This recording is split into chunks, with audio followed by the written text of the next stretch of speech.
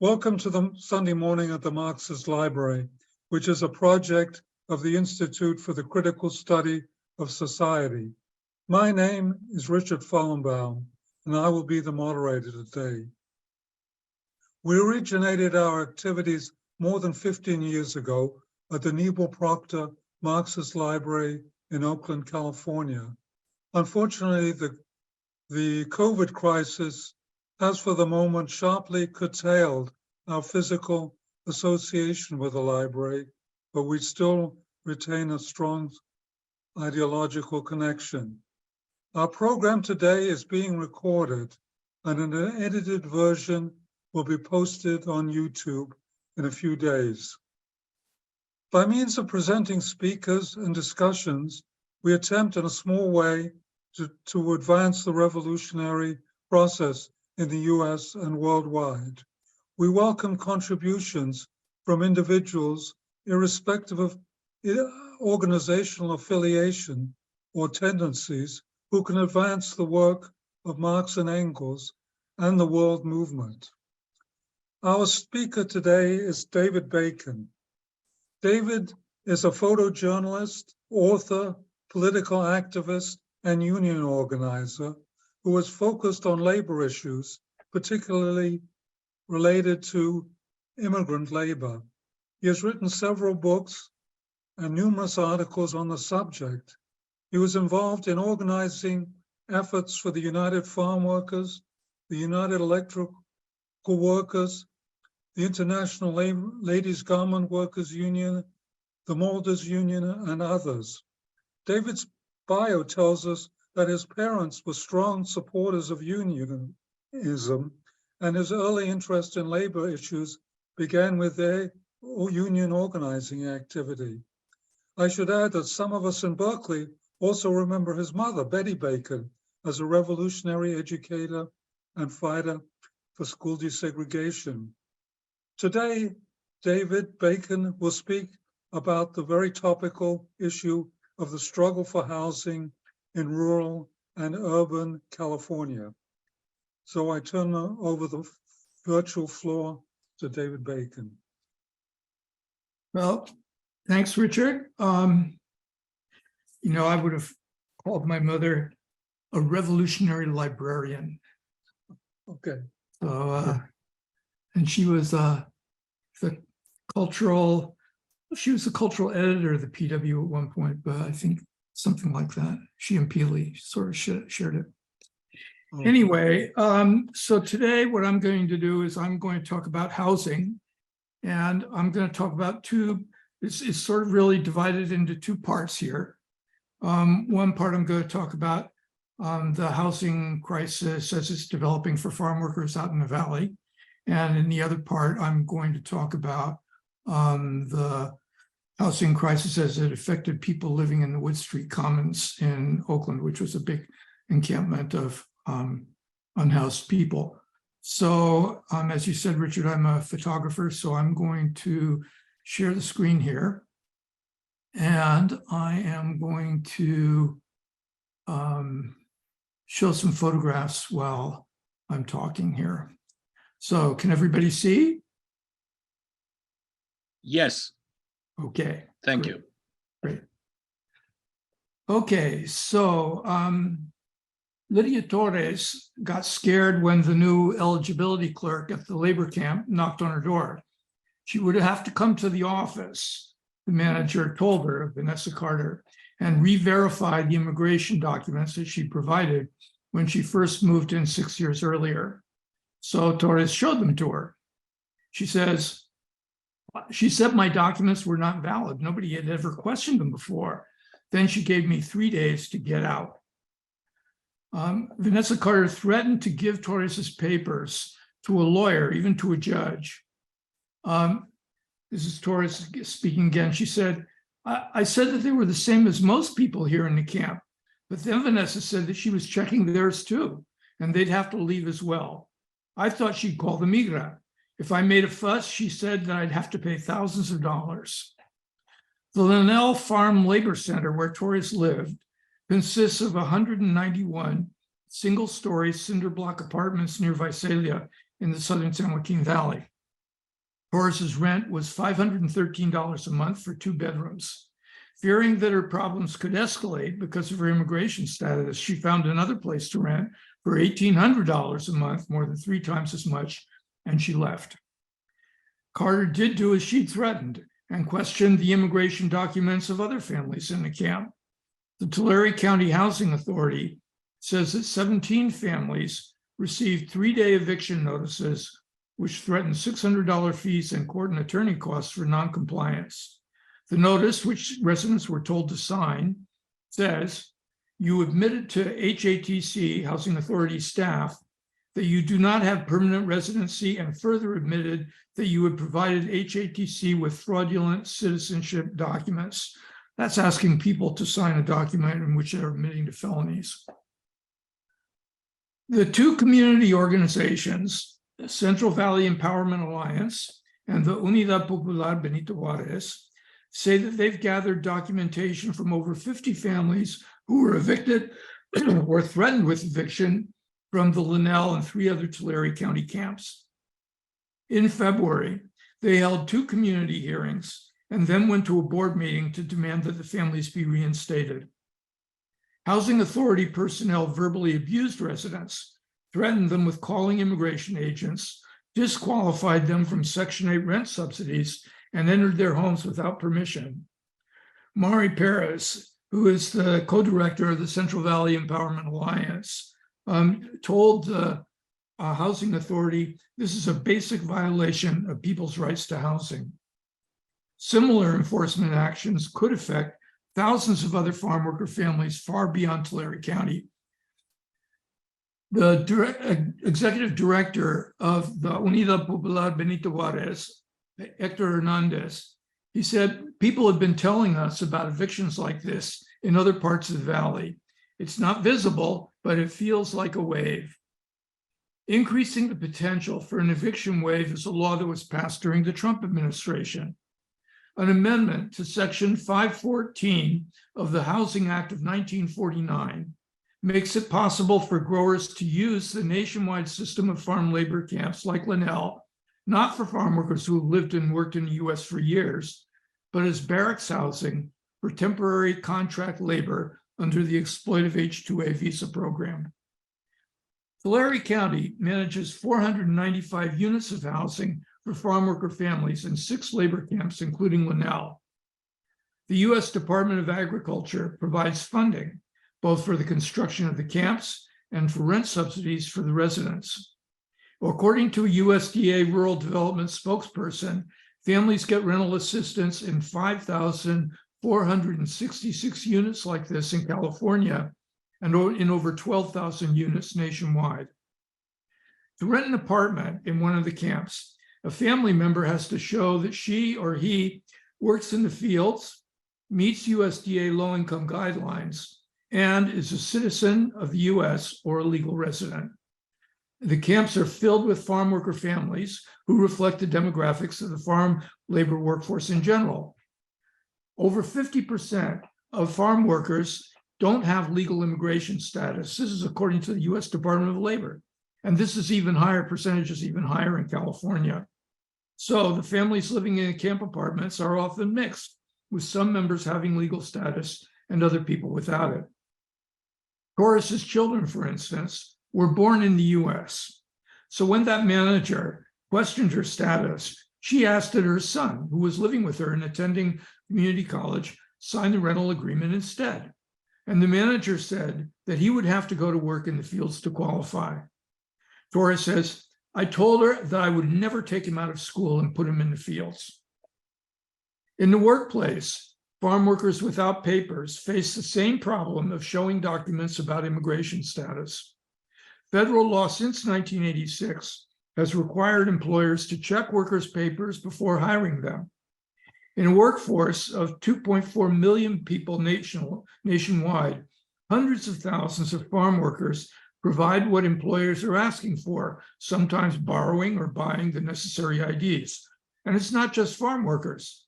All of the 11 million undocumented people in the US have the same problem when they get hired. According to the US Customs and Immigration Services, however, once a permanent resident's green card is accepted by a prospective employer, re-verifying that card or re-verifying somebody's status in the future is not required and in fact is illegal under some circumstances. Given the demographics, if the employers were to constantly verify people's immigration status in the fields, it would mean 1 million workers in agriculture losing their jobs, and essentially agriculture would stop. There is no requirement for yearly re-verification either in the USDA-supported labor camps. That's written into that section of the law, section 514. Camp managers, they understand that reality, and in the past, they therefore didn't ask to re-verify people's immigration papers once a family signed their first rental contract. As the years went by, tenants simply signed new rental agreements every year. But suddenly in Tulare County, the Housing Authority changed the rules. Mario Padilla and Concepcion Vargas here, a couple in their 60s, signed their first Linnell rental contract 19 years ago after arriving from Sinaloa and then getting work in Tulare County's grapevines and orange orchards. Padilla says, I showed her what I had to. No one raised a question about it.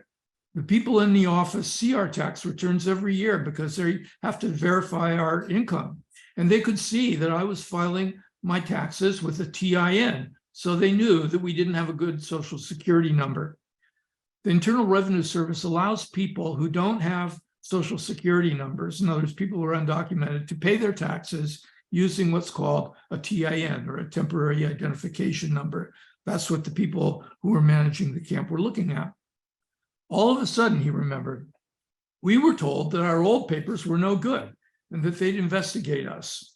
We felt intimidated, but we protested. We have a right to our home because of our years living and working here. At the community hearings and then the subsequent Housing Authority board meetings, most of the farm workers said that they'd been evicted over the immigration question, but some testified that they'd been told to leave because their children made noise, or they left their toys outside, or had therapy equipment for disabilities in their apartments. Almost any small question that was raised by the managers led to their eviction. Fabiola Cortez, who lived in her apartment in the Woodville camp for 8 years, couldn't work because she was pregnant. She was told that she no longer qualified as a farm worker and was evicted. She said, we had to leave in 3 days when all the storms were pouring rain. We stayed in the parking lot in front of my mother's apartment in my van, me with my 3 kids. And there you see the van. At a Housing Authority meeting, board members revealed that the USDA told them of a third immigration status that makes it possible to rent space in the labor camp. Workers with H-2A visas also qualified. The number of H-2A workers in the US is increasing rapidly. Last year, growers received 371,000 certifications, allowing them to bring in contract laborers, about 1/6 of the whole workforce of farm labor in the US, and a number that's doubled in 5 years and tripled in 8 years. These workers, whose pay is set close to the minimum wage, can only work for the grower who recruits them, usually in Mexico, and must leave the country after their work contract ends within a year. They can be fired for protesting, for organizing, or simply for working too slowly. Fired workers lose their visa and have to leave the country, and they're usually then blacklisted by recruiters. This makes H-2A workers very vulnerable to pressure and illegal conditions. The regulations governing H-2A visas require growers to house the workers for the duration of their stay, limited to less than a year. That housing requirement has been bitterly opposed by agribusiness because it costs growers something, and because the existing rural housing stock is very limited. Farm worker housing is in crisis in rural California, as in almost every agricultural state. Grape pickers in the San Joaquin Valley still sleep in their cars during the harvest. Yearly earnings for agricultural laborers in the state average $20,000, making it virtually impossible to rent homes at market rates. The consequence is severe overcrowding, and we saw that deadly effect of that during the pandemic, where farm workers and people in rural areas had a infection rate from COVID that was 2 and 3 times what it was even in urban counties like Alameda County here. One study by the California Coalition for Rural Housing found that most households of farm workers interviewed, including non-family members who were for the most part other farm workers, there are consistently stunningly high rates of residences. This is their language. There are consistently stunningly high rates of residences that are above the severe crowded condition of 2 people per room, often more than 5 people per bathroom. As they bring in increasing numbers of H-2A workers, growers are competing for housing against local workers, even taking over small motels in many rural towns. In one Tulare County town, Porterville, the rundown Palm Motel became the housing for Porterville Citrus's contract workers during the pandemic. When the company abandoned it after those workers were protesting, notices appeared on some of the windows warning that the rooms had been quarantined and needed to be disinfected. In other words, that people had gotten COVID in those rooms. In Santa Maria, the city council passed an ordinance to stop growers from packing H-2A workers into rented houses after resident farm workers began having trouble paying the rents that rose as a result. To subsidize their costs, growers have tried to access public housing. In Washington state, growers won a fight in 2016, allowing them to use state funds for farm worker housing to build barracks for their H-2A workers. California here passed AB 1783 to stop growers from using the Joe Serna Farm Worker Grant Housing Program for the same purpose. Programs like the Tulare County labor camps were designed to provide housing for farm workers and their families here. It is a crisis for every low-income family. Housing is a crisis for every low-income family, but farm workers are among those who need housing the most. It defeats the purpose of these programs to let employers use them for H-2A workers. It's really a double subsidy for growers because they get the benefit of the H-2A program, which is kind of a captive labor, low-wage program, and the added benefit of using public housing.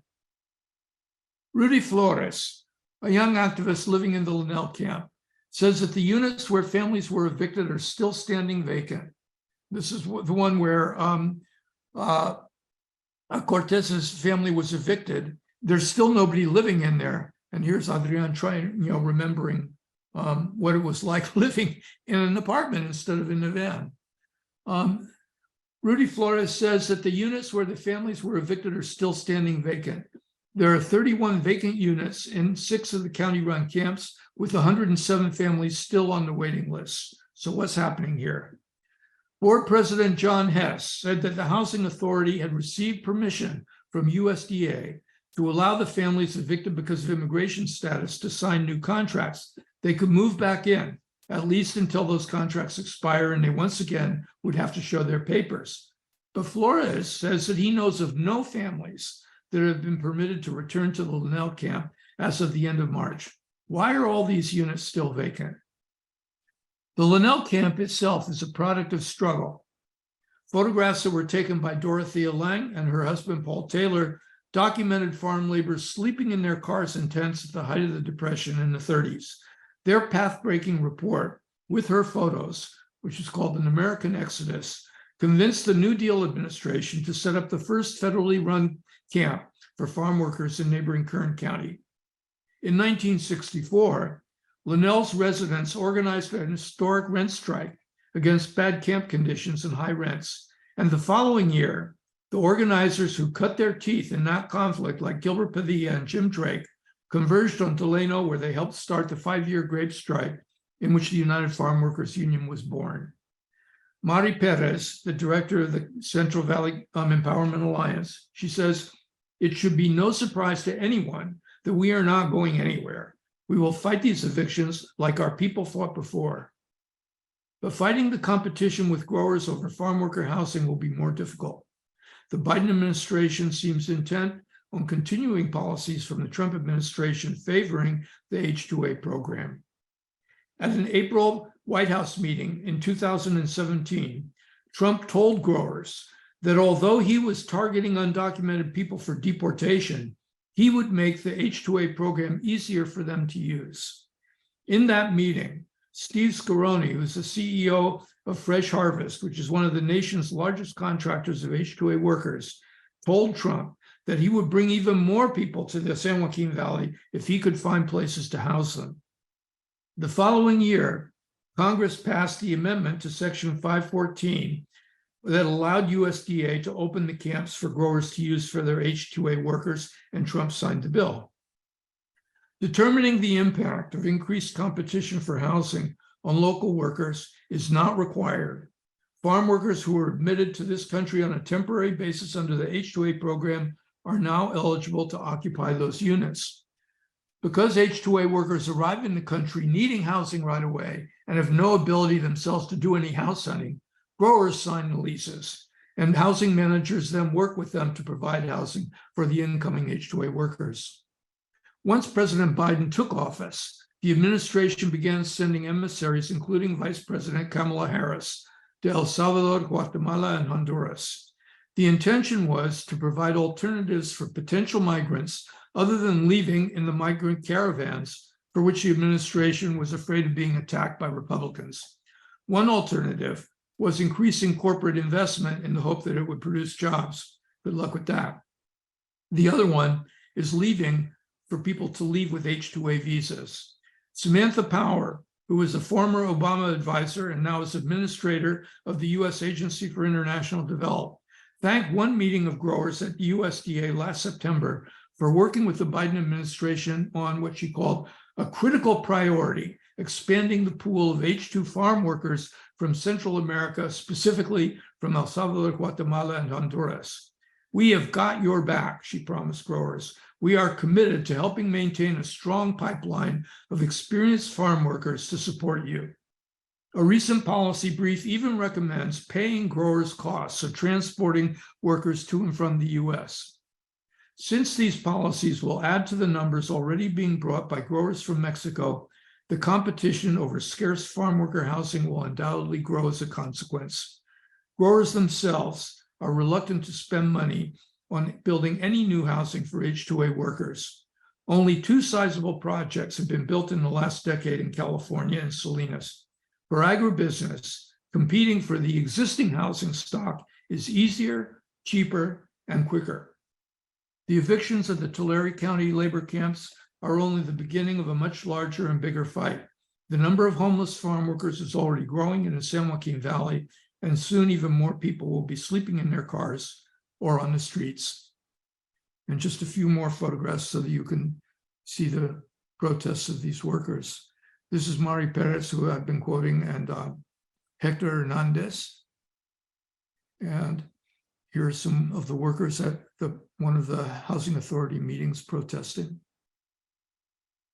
And here they are testifying at the Housing Authority meeting and protesting over the evictions. So I'm going to stop sharing for a second here. And I don't know if you want to go directly on to the next presentation, or if you want to have a couple of minutes for questions or comments. Why don't you tell me how you'd like to run things here? It's up to you. It's up to you, David. If you'd like to continue on, and then we'll okay. And we'll have questions on all both. All right, then on we go. So here we are going from the San Joaquin Valley to Oakland.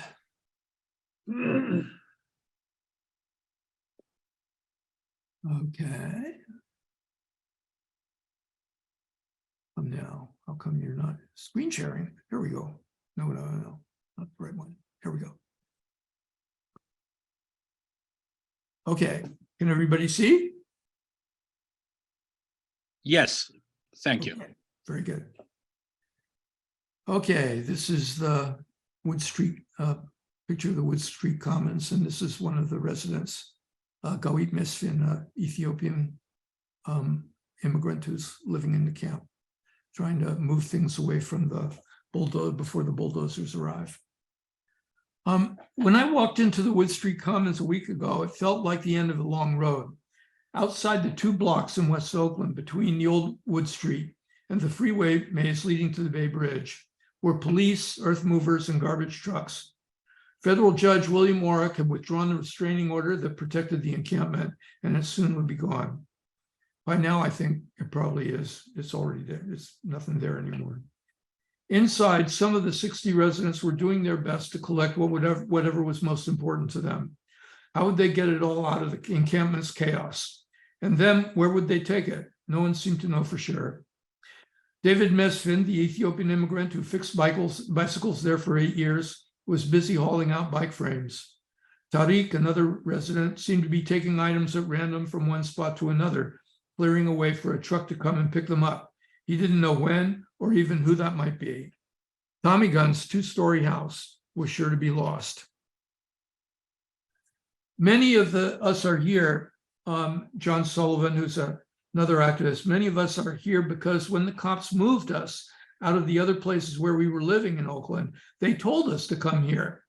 Sullivan is a Laney College student and an unhoused activist, and he pointed out that Alameda County still has a moratorium on evictions that somehow doesn't apply to the people living in the commons. He said, we obviously don't have the same legal rights that renters do. The Commons support network of young activists came out in force. Some yelled at the cops, but it seemed obvious who the enemy was. Across the street and then on for blocks spread the townhouses of West Oakland's redevelopment. The wave of demolition and reconstruction had finally arrived at the borders of what for 10 years was the city's largest homeless encampment. I'm just going to sort of stick with this first image here and until the end of the presentation. And then I have a number of images I want to show you about kind of what it looked like and what the history was there. The words "housing is a human right" used to appear in bright colors on a painted placard at the gateway to the Wood Street Commons. But last year, the California Department of Transportation demonstrated how vehemently it disagrees with that idea. Caltrans, which owns the land under that freeway interchange, the MacArthur Maze, has evicted more than 300 people who had lived there for years. The US Constitution does not recognize a right to housing, according to Caltrans. In the end, federal Judge William Warwick came down on the side of the state. For months, he had prevented Caltrans from evicting the camp dwellers. He even endured criticism from Gavin Newsom, who said that the order would, quoting Newsom, delay Caltrans' critical work and endanger the public. But last October, the judge finally accepted the agency's argument. He said, I don't have the authority because there is no constitutional right to housing to allow Wood Street to stay on the property of somebody who doesn't want it. Then in October, the residents living on Caltrans land were forced to leave. That strip of land, occupied by RVs, tents, and informal homes, extended for 25 city blocks and was reduced to a barren expanse of bare dirt and concrete.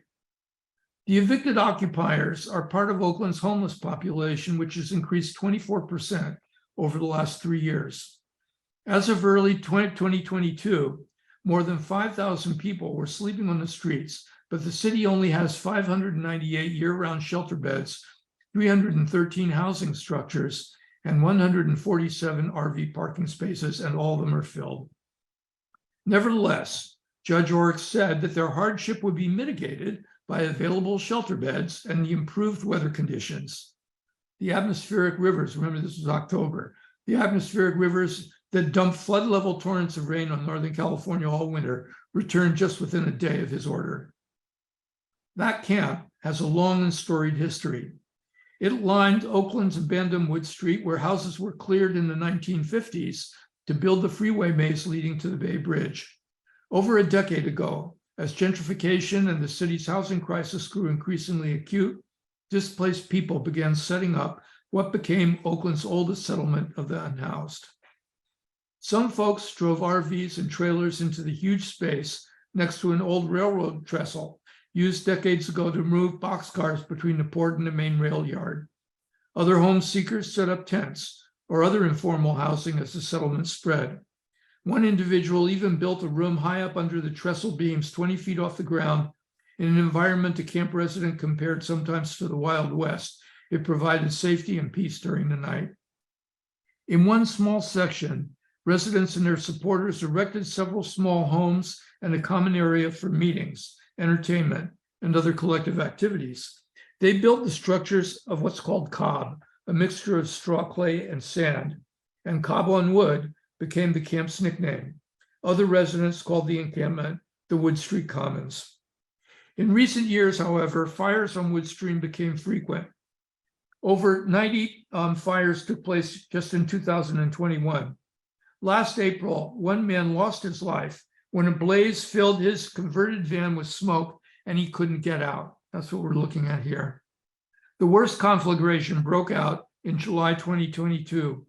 Propane cylinders that were used for cooking and heating exploded in flames that were so hot that vehicles that were parked under or near the trestles were incinerated and residents fled.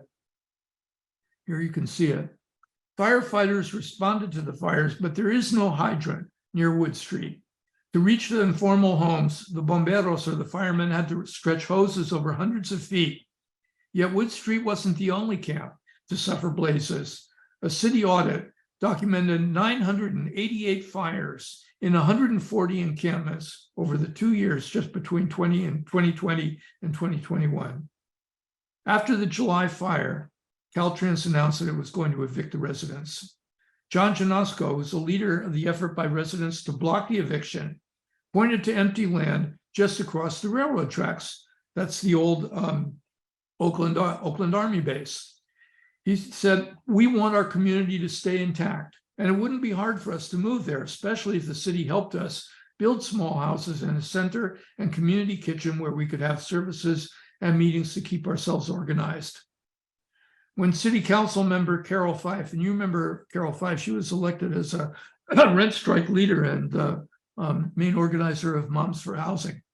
When she proposed Janosko's solution in October at a city council meeting, pardon me, the city bureaucracy condemned the idea. Moving people would cost too much, and the land might have toxic contaminants. But City Administrator Ed Reskin refused to apply to the State Department of Toxic Substances for a waiver allowing the site to be used. And Carol Fife, the rent strike activist, before she was elected, said that she was disgusted by the city's inaction. Last month, the last of the 60 residents of the huge encampment once again faced earth movers with metal jaws, piling their belongings and refuse into garbage and dumpster trucks. Their encampment occupied 2 city blocks. These were owned by the city and not by Caltrans, between Wood Street and the freeway maze. Space across the area, again, were tents, RVs, trailers, and even a 2-story plywood house. The 2-block Wood Street Commons is part of the old Prescott neighborhood of West Oakland, once one of the poorest in the city, where rundown homes sat next to small factories and warehouses. Just beyond a chain-link fence bordering the area is the old 16th Street railway station where the last train stopped in 1994. The ornate but abandoned structure is being restored as an historic jewel and is rented now as a site for private events by its owner, which is called Build, or an affiliate of Bridge Housing. Across the street from the Commons begin the new townhouse developments that go on for blocks. They are the future, and these unhoused residents are in the way. In 2005, Oakland adopted the Wood Street Development Project. It says, the area surrounding the intersection of Mandela Parkway and West Grand Avenue will be a major employment area with preservation of existing historic buildings, in other words, the station, and the addition of compatibly scaled larger development, in other words, the townhouses. The final West Oakland specific plan was last updated last year. In 2007, the city purchased the 3.2 acres that the Commons now occupies for $8.5 million. And in 2018, it found a developer which promised to build 170 units of affordable housing on the site. That's not much consolation for the unhoused residents being evicted, though. With no income, no fixed residence, and having to wait years for construction, it's unlikely that any would ever be able to live in the promised homes any more than they could live in the blocks of the new townhouses. In February, Oakland announced that replacement housing for the displaced people was available. The city declared that it had opened the Wood Street Community Cabin site 8 blocks away with 32 bed spaces available, this is their language, and an RV parking area with 28 spaces on 66th Avenue in East Oakland. In a statement announcing a demonstration by residents and supporters on the day the eviction started, the leaders of the Wood Street Commons said, "Many residents moved to Wood Street from other locations around the city after Oakland police officers instructed them to move there. We believe that given how long people have lived here, that we deserve more than, quote, adequate shelter."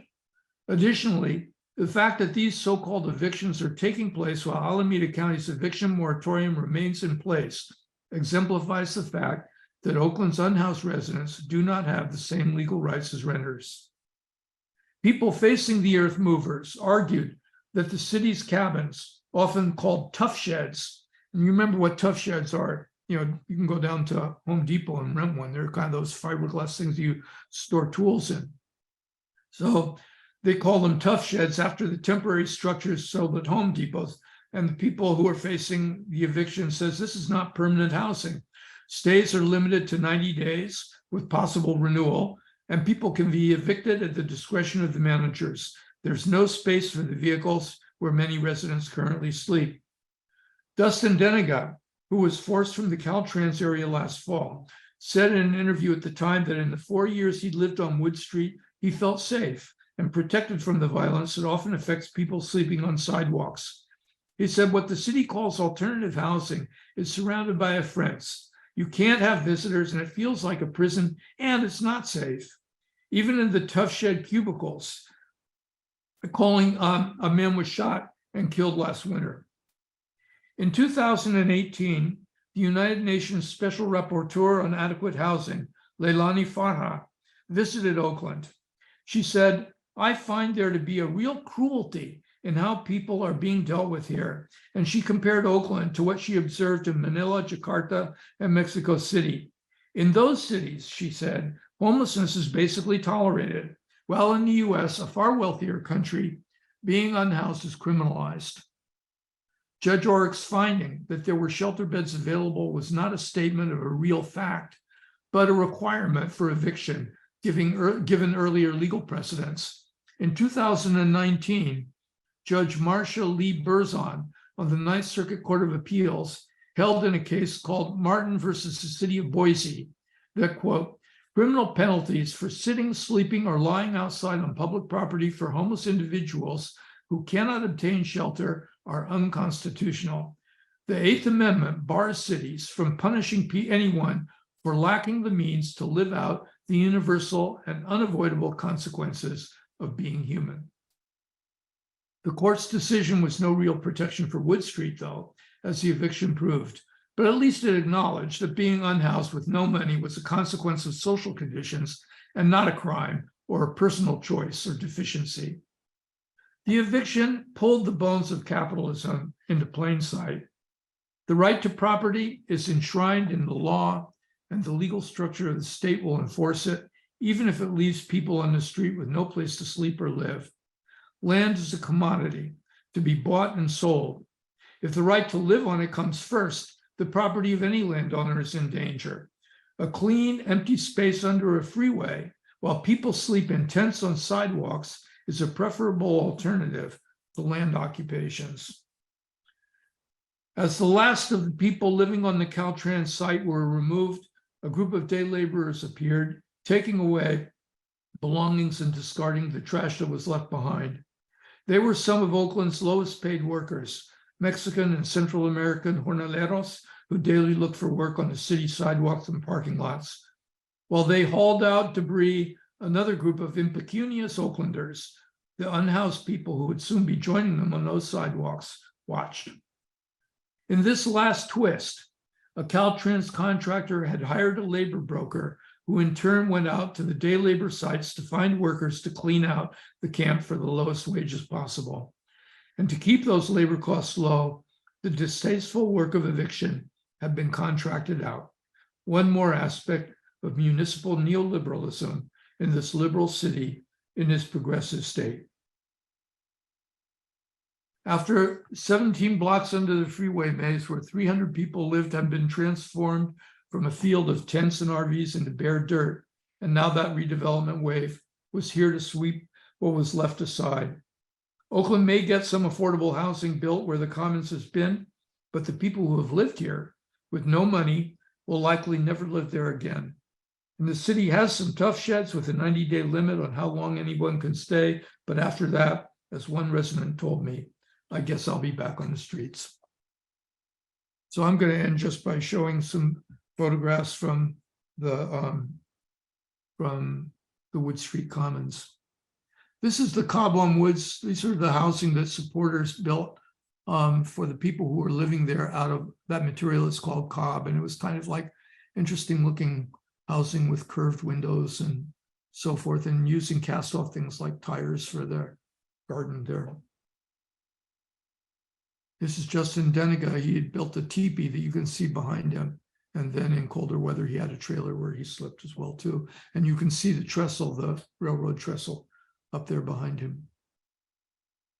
This is the notice from Caltrans saying that they were people were trespassing on state property and that they and their possessions were going to be removed. Here's Adam Davis. He was one of the people evicted from the Caltrans property, and he was trying to get his cars ready to move up, to move out. As he says in the quote here, I think I have a place where I can park for a while, but it's pretty temporary. Basically, I'll be back living on the street. So this is what was happening to the cars that were left behind.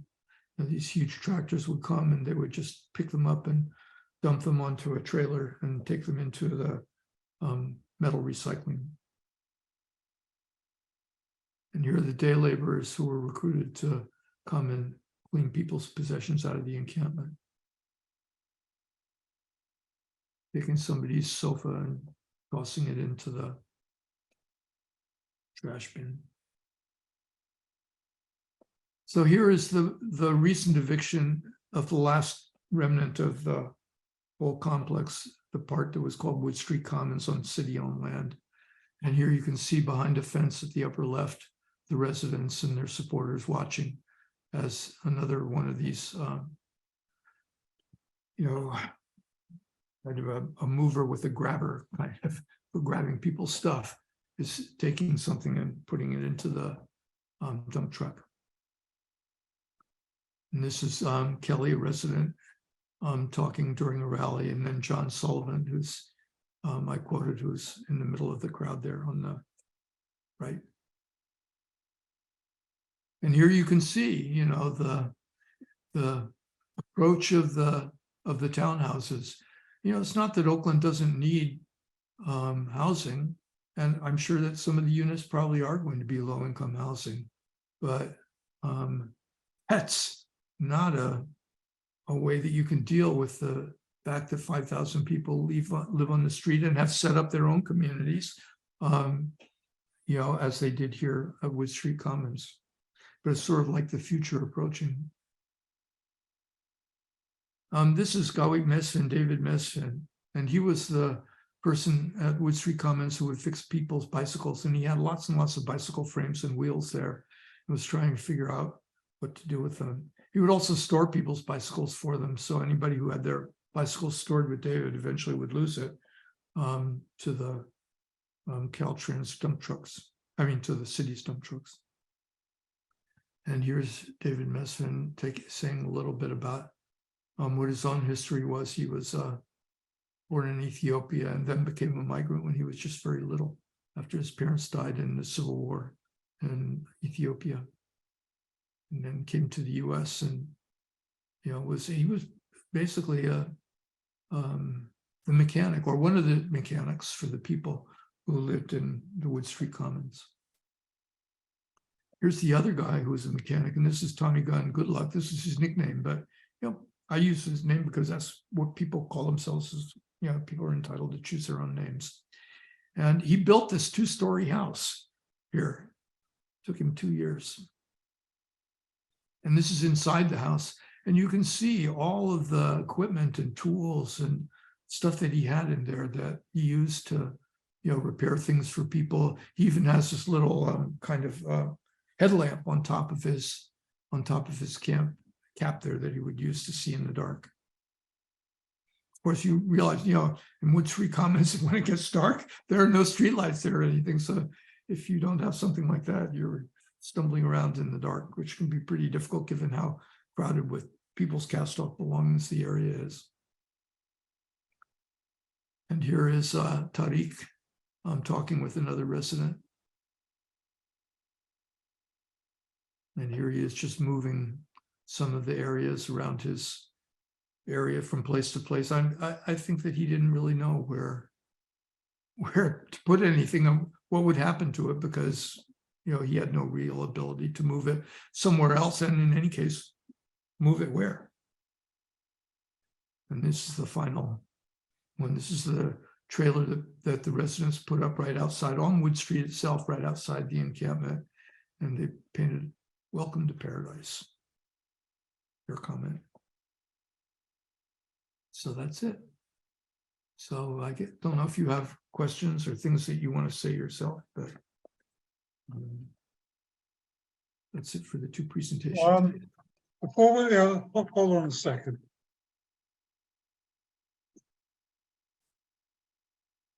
You are muted, Richard.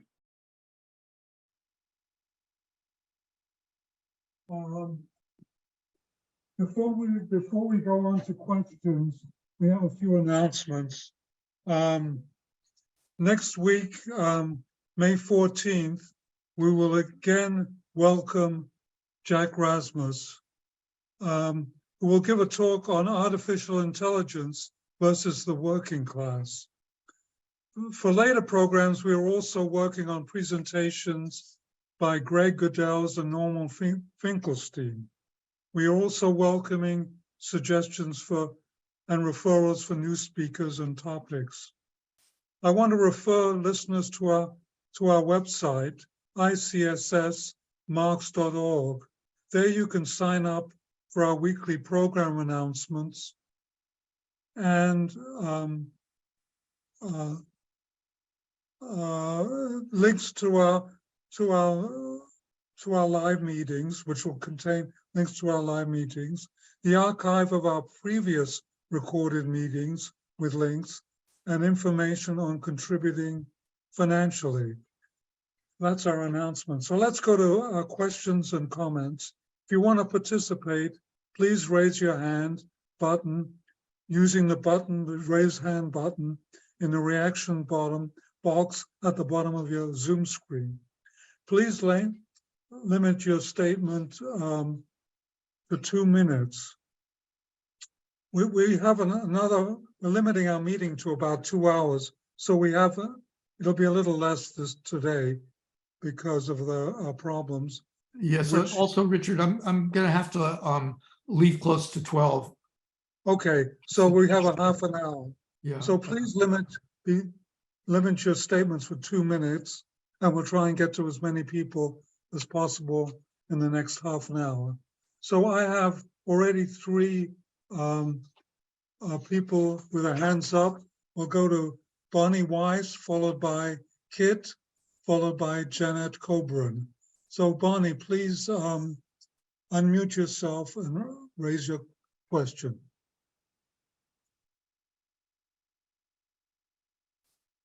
Can you hear me? Yes, go ahead.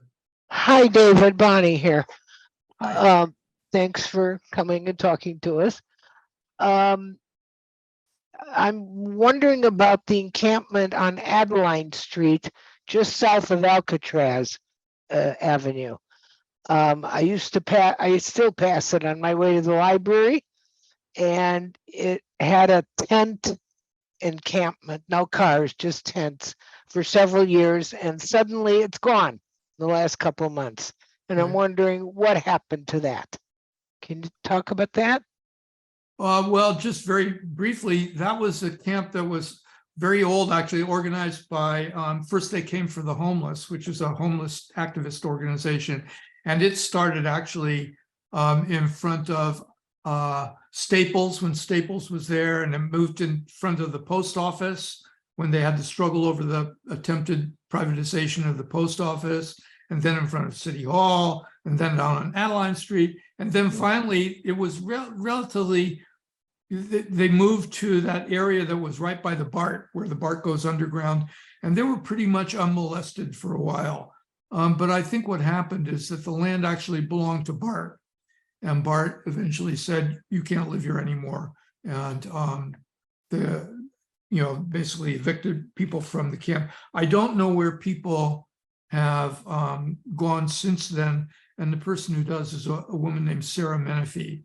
So if you know Sarah or how to get a hold of her and you communicate with her, I think that she can tell you where the people went after that. But, they've been, some of them are very active. Mike Lee, who died, ran for mayor in the election where Jesse was elected mayor of Berkeley. So they were very politically active, that group of people.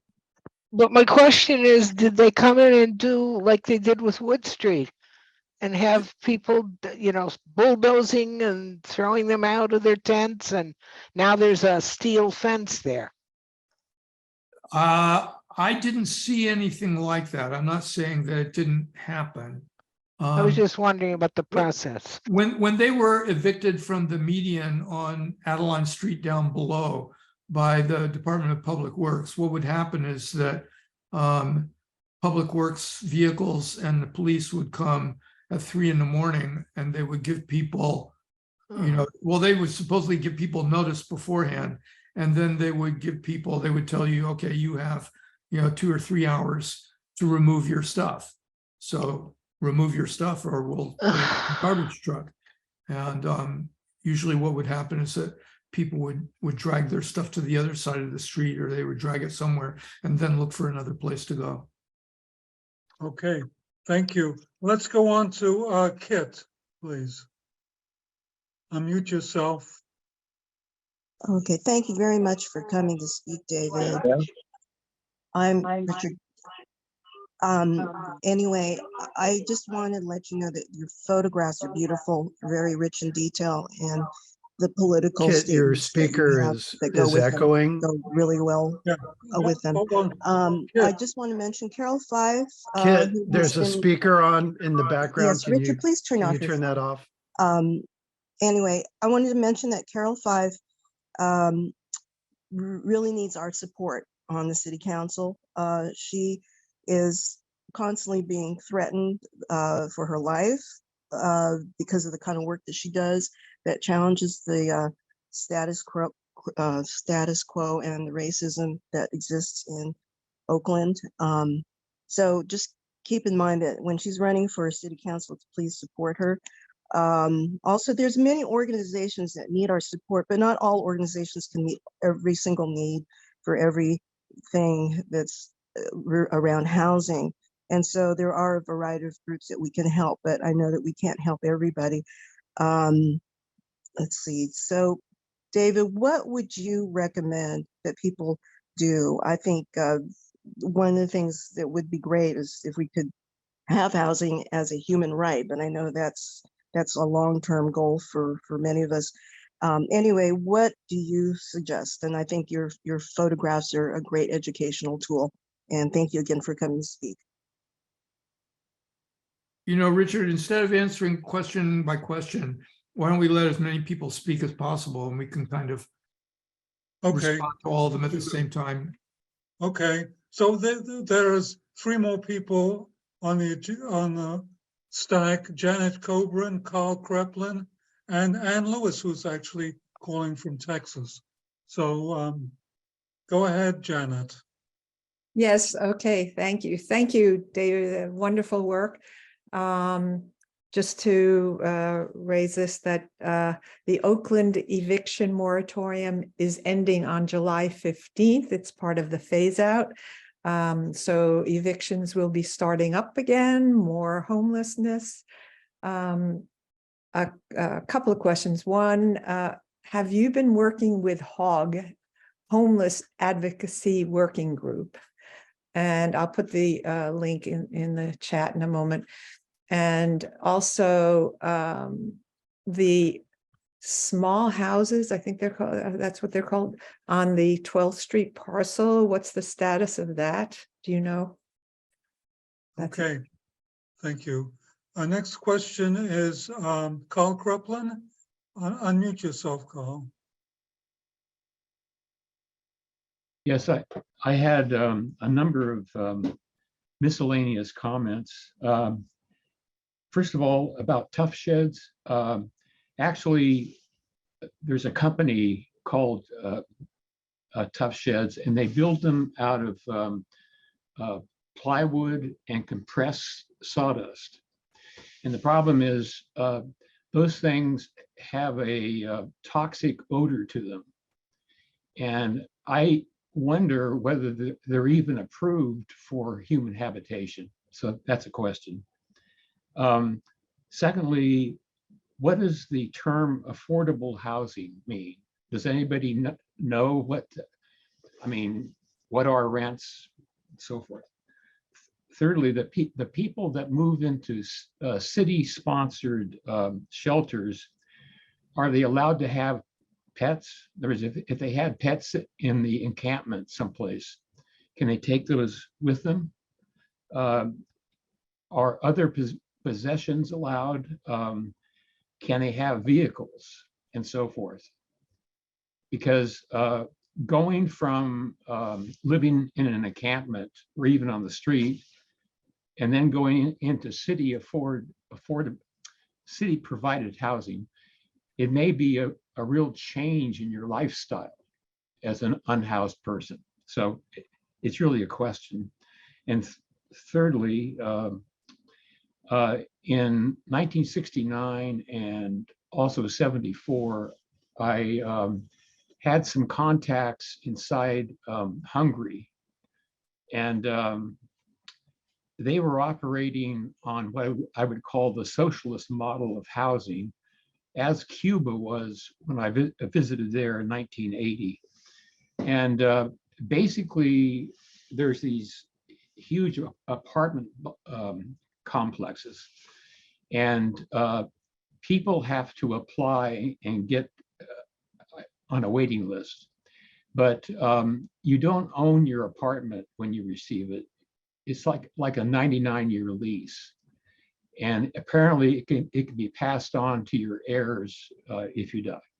And the price is, so utilities and rent in both Cuba and Hungary were 10% of your income.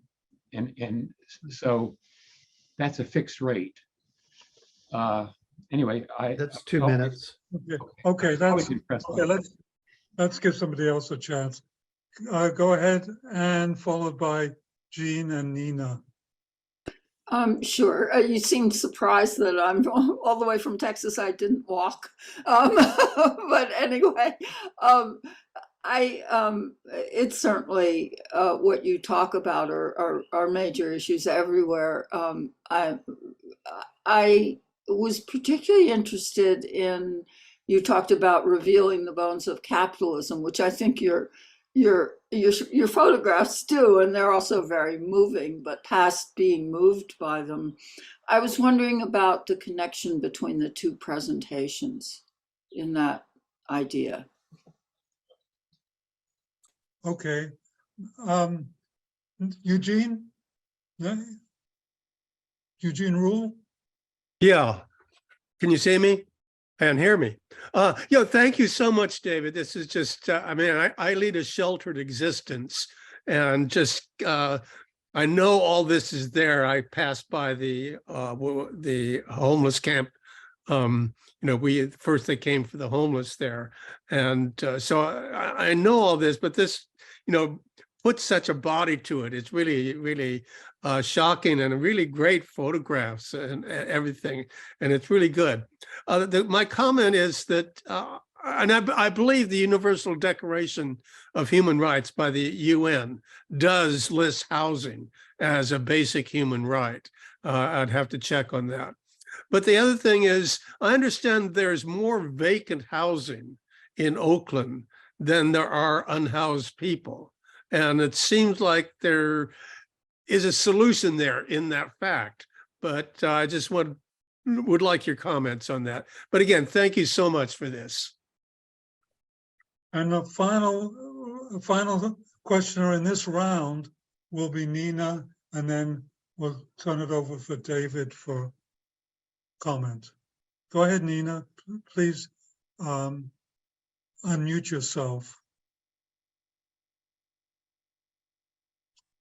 Well, it appears that Nina's having some problems. So why don't you go ahead, David, and say whatever you want to say in response.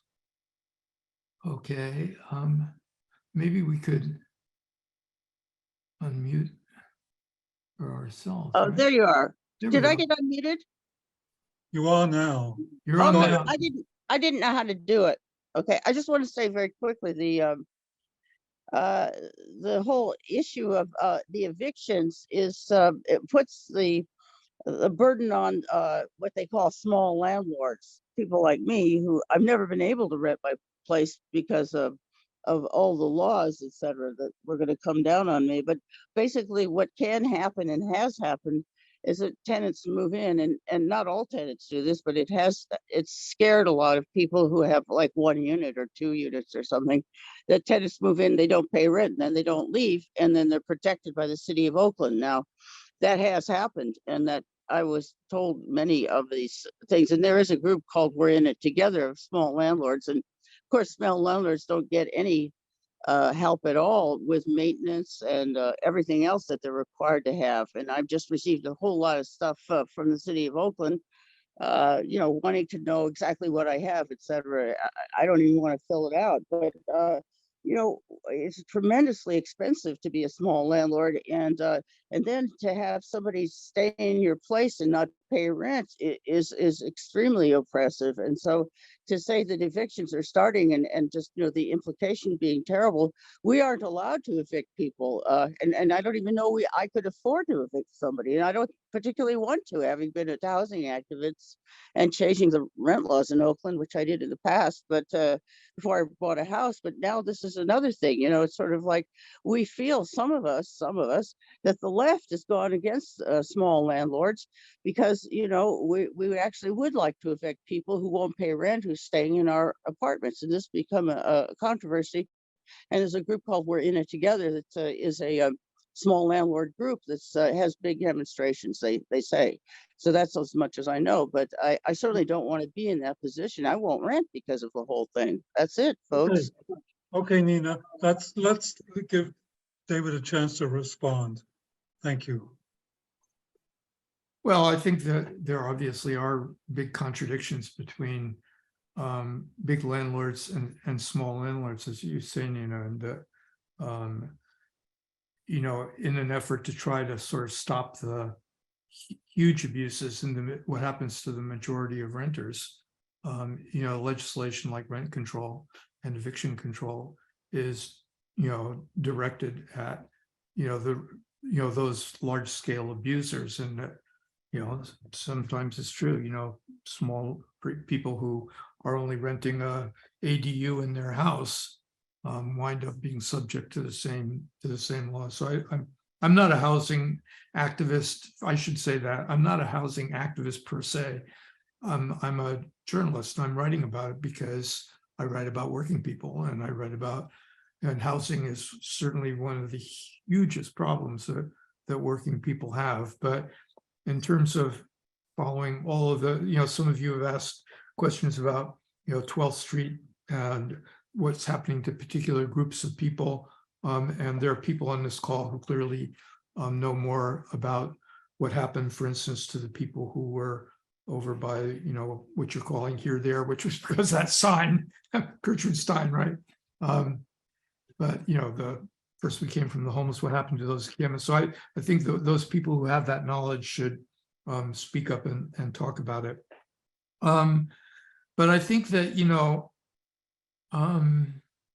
what connects these two presentations is that they both, to me, dramatize the consequences, first of all, of the fact that capitalism commodifies land and commodifies housing. And so we are dealing with the result of that. And so housing has a market value, and it also has a use value. When growers are using the housing that gets created. So the housing that got created out in the valley was created as a result of popular protest and was an attempt to treat housing as a social need and a social necessity rather than something that gets bought and sold. So it didn't, that housing didn't appear on the market. It was made available supposedly to farm workers, although because of the racism of the world that we live in, they immediately have these restrictions about, oh, well, you can't be undocumented and live there. But the intention of it was to provide, low-income housing, which is also the intention of building those townhouses, which are the ones that are sort of encroaching on the Wood Street encampment, and the reason why that encampment is getting displaced. So we do have a mixture of housing that gets built for its social need, and at the same, but it gets built within a system that has already commodified it. When you ask why isn't housing a human right in this country, that's the answer to it, is because human rights are an enforceable human right to housing. The consequence of that would be essentially to almost restrict the market in housing to a non-existent market. You ask, why do we have vacant housing in big cities like San Francisco and Oakland at the same time as we have people living on the sidewalk? And the reason for that is simply that housing is a commodity. If we simply say, well, okay, people without housing get to move into the housing because they need it and the housing necessity is there, then what you're doing is, this is what Judge Orrick is saying in his opinion when he says there is no constitutional right to housing. The United States is not, we are an outlier, really, almost in that. In Mexico, for instance, the product of the revolution of 1910 to 1920 was the enshrinement in the Constitution of social rights, including the right to health, the right to employment, and the right to housing. So it's there. Does that mean that everybody in Mexico has housing, or that there are no homeless people in Mexico City? No, it doesn't mean that, because Mexico is still a capitalist country. So, you have this contradiction between the rights that people fought for in the revolution and the actual way that capitalism functions. So, allowing people to move into vacant housing endangers the property right, endangers every apartment house owner, endangers BlackRock, the huge investment firm that is investing all over the country in housing, and does that because it is a way of extracting surplus value from the pockets of workers without, not directly at the point of production, but the value that workers have to pay in order to sustain themselves. So what is the, and then just,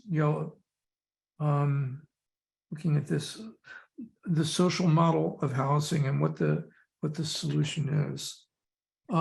Okay, so that is, I think that's a good description of what the socialist solution has been in the past in countries like Cuba and Hungary, is the construction of public housing and taking housing off the market. There is no private market in housing in Cuba.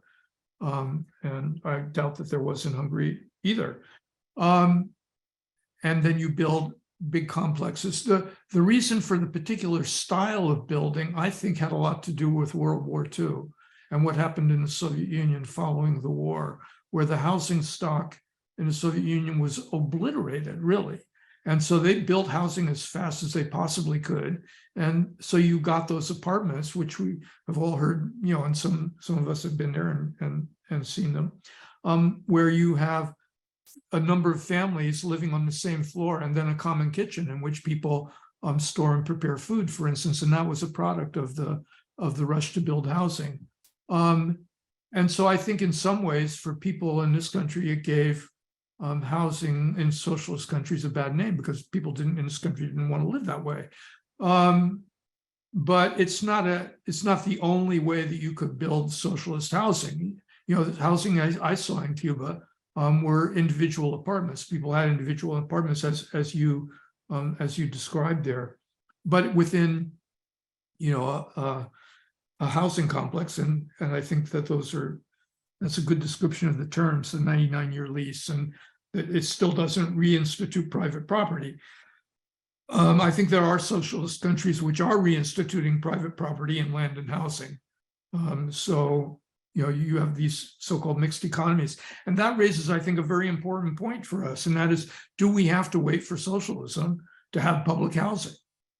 And I think the answer to that is clearly no. You know, there are European countries like France in which a very large percentage of the population live in housing that belongs to the state.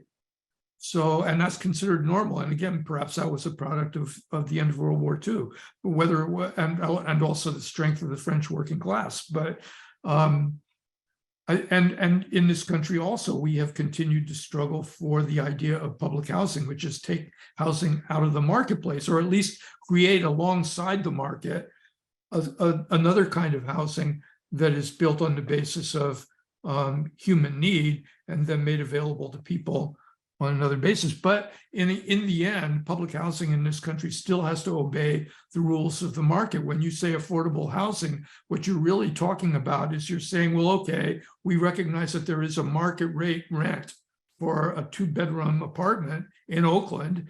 And then if a developer is going to build a housing complex, they have to make some of it available at an affordable rent, meaning that we are going to kind of rent those apartments at a rent that is lower than what the market is. But the market still exists, and the pressure of the market is still putting enormous pressure, and that's on people, and that's what results eventually in people losing their housing and winding up on the street. The last thing I want to say though about it is that, and I think that this is, someday maybe we'll have, not someday, maybe someday we will have a socialist United States, and the socialism will exist in other countries in different forms. And at that point, we will have to kind of come to grips with this question of, is that apartment house style of public housing the only way that socialism can deal with people's housing needs? What happens when you have people, well, for instance, even in Eastern Europe, you have the Roma, who were used to a style of life that did not accommodate itself very easily to living in large apartment houses? Or what about people in rural areas who didn't and couldn't, people's housing needs couldn't be accommodated that way? And the reason I'm thinking about that is because I'm thinking about, again, that Wood Street Commons and what John Janosko said. Why couldn't they move onto the Oakland Army base and set up their own autonomous community that they governed themselves, and in which the city provided resources? And this is a subject of a lot of debate among housing activists and among unhoused people, that if we propose solutions like this, are we just simply accommodating ourselves to the fact that there are people who are going to be unhoused, rather than, for instance, taking over vacant apartments, or what we did during the pandemic of taking over motels and allowing people to stay in them, which is ending now. But I think that there is an argument to be made for people's autonomous communities. I mean, the people at Wood Street Commons, they're a bunch of anarchists in a lot of ways. I think if they have any ideology, that's what they are. And so their solution that they're proposing is kind of an anarchist solution to it. It's not the establishment of a state institution. It is the establishment of an autonomous community, and then demanding that society offer it some support. And I think that would have been a good solution, really, for Wood Street Commons, so long as we do have people who are unhoused. Why not? And it doesn't necessarily stand in the way of having a more long-term, large-scale solution. But I think that it's like also how we deal with workplace democracy, that we need to allow people the freedom to organize themselves in different ways, and organize communities in different ways, and then have some autonomous decision-making power over that, while at the same time providing resources that people need. So I guess that's my response to the questions. Great. Well, thank you very much. David, and I know you have to leave in a couple of minutes. And I want to thank you for being so flexible today. We had some problems early on, and thank you so much for giving your presentation. I'm going to keep this session going for a little while longer since we were already scheduled it.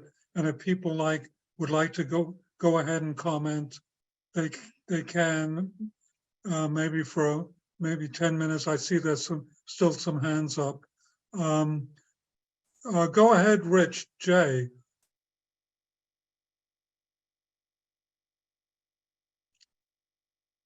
And David, you can leave, just Thank you. slip out when you've. Thank you for the presentation, David. Thank you. Thank you very much. It was a pleasure being with you today. Thank you so much, David. That was great. Okay, Yes, great. Rich J seems to, Rich Johnson, go ahead. Hey, hello? I think I'm on now. Sorry. Give me 1 second to clear my throat. I'm sorry.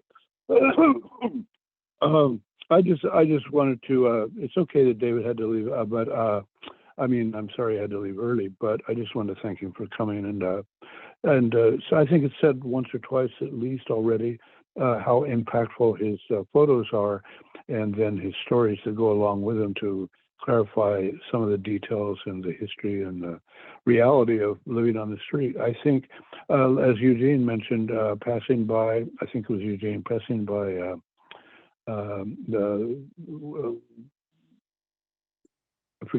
here and there is what I call Adeline, before they shut it down, before they tore it down or had it removed or whatever.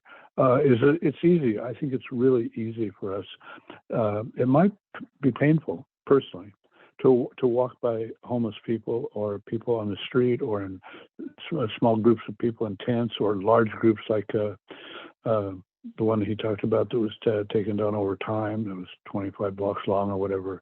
But I think what David did today was allow us to look inside a little bit, at least in the hard moments when they're shutting down the various camps, and realize that this is part of our society. This is not a little sideshow. No, this is real. And I think we all know, whether we think about it clearly or not, that what's the song, Holly Near, there but, no, I'm sorry, Phil Oaks, there but for fortune go you or I. And anyone, people, we like to generalize about the people we see on the street. I mean, it's done a lot, that they're in trouble and maybe they had maybe they're drinking too much or lost their job or whatever. The average people, average working people that might lose their job, and it can happen to anybody, and then lose their housing. And they're more average than you think. And I appreciate what David said about the anarchist sentiment out in the housing groups. But, you know, it's all kinds of people. And we have to remember that every race, every kind of people. And so I think empathy is the word. And then the question is, what are we going to do with our empathy? What can we do to make housing a human right? That's the big question. How can we do it? And he's more optimistic than me that we can do it under capitalism. But I think he's right that we should try. Thank you. Okay. Next is Raj. Okay, David, thank you very much. I was watching both your photographs and your talk. I just want to observe that in 1966 is when I came from India. And even though homeless problem was quite severe in India in the urban areas, rural areas, it was not so bad. But the weather, etc., was also kind. People could live, and the government allowed people to live on the sidewalks and in common areas. They didn't have as harsh a rule about private property in India as they do here. But from 66, when I came here, I said, well, I don't see homeless people. And the trend reversed in India. There is less homelessness compared to when I left now, whereas in the United States started growing after 1980s, when under Reagan, they moved the capital out and And the capitalist class now rakes in the profit from overseas and then don't want to share it, and they've bought the politicians. And the homelessness started to appear all over the country, both from and the rural economies collapsed. So it is, immigrants are part of it, but rural economy collapsing, it's a very large problem. And I think the struggle for housing ultimately will have to be connected to struggle for socialism. Those, any comment you want to make on that, David? Go ahead. Thank you. Okay. Well, David's not on duty, so we'll have another couple of questions. He can. I still jump see in him there. anytime. I still see He him can there. jump in any. Yeah, he can jump in any time. Go ahead, Norma. You're the next. Hi, so hello, thank you, et cetera, et cetera. Hello, everybody. Talking about how to accommodate human beings with programs for their care. I've long thought that the effort to reclaim desertified land is appropriate for looking at how to put housing around, and the question of having long high-story buildings versus single-family housing, which is called a problem, could be maybe addressed by saying, okay, well, here's a piece of desert. Let's, well, you know, government is always coming up short, but tending, as David has referenced, towards socialism, perhaps we could begin subsidizing sufficiently and get people to be able to live on the edge of a desert and begin the reclamation of it. What a fortunate kind of a thing. The thing I've seen, there's a movie called The Man Who Planted Trees, where he started having running water. And this also is true of a place in China that I've quoted, and I don't have it right here. But I'm sure it's many, many places. They reclaimed the land to the point where there were streams running, clear brooks running, coming in because they've been able to create condensation in the vicinity such that they have streams going on and housing, and maybe they don't have lakes like Arizona or like the ones to the east of Berkeley, where they have lakes, and now you have a lake view in the desert. But anyway. Okay, thank you. Well, I don't see anybody else with a hand up. Again, want to thank David Bacon for joining us today. And I think we'll bring this meeting to an end right now. Thank you. Thank you, everybody, for coming.